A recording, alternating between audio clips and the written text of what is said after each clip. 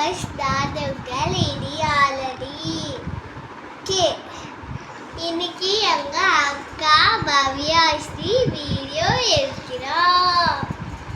நான் இன்னைக்கு ஒரு பாட்டு பாட போறேன்.